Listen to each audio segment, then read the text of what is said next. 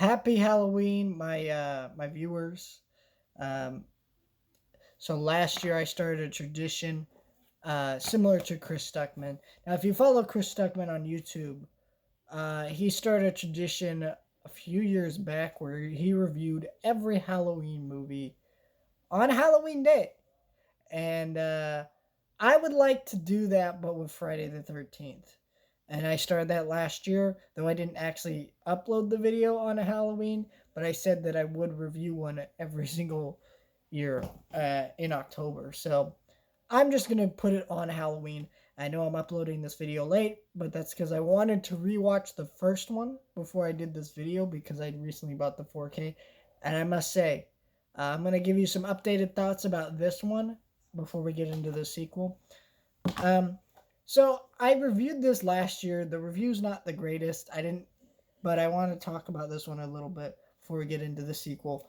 I did really like the 4K. A lot of people complained it's pretty dark looking. I thought that actually added to the movie because these are not movies I watch during the daytime, anyways. I watch them late at night, and so it adds kind of to the horror of the movie. This movie is good. It's not what you expect if you've never seen the Friday the 13th movies. Oh, you think Jason. Oh, you think this. Well, that's not what this movie is. This movie is a slasher movie, and Jason's a part of the movie.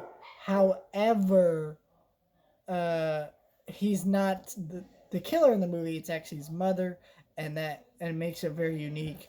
And it's very different from what we know of the franchise. I absolutely adore this movie.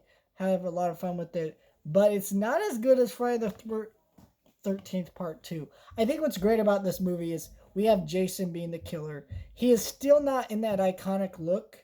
He has the bag over his face. He's not in the hockey mask like you would come to know.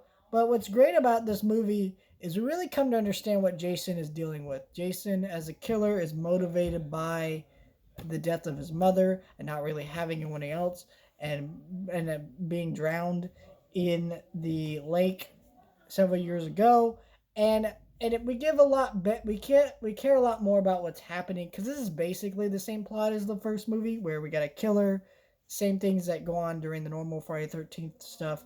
But what's nice about it is we care about the main girl more than we cared about Allison within the first movie, and so it makes for a much better movie because you actually care about the lead character towards the end of it, the final girl who survives at the end of it. You like this. You like where this goes, and she actually feels like a badass. She actually feels like someone who's really fighting off Jason, really dealing with that. It's just a great sequel to that first film, and I think it's better than the first because the first is iconic for it introducing this franchise.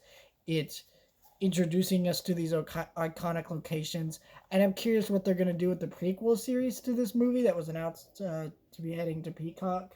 But this movie is better at and more actually what we would come to know as Friday the 13th, and makes us understand Jason.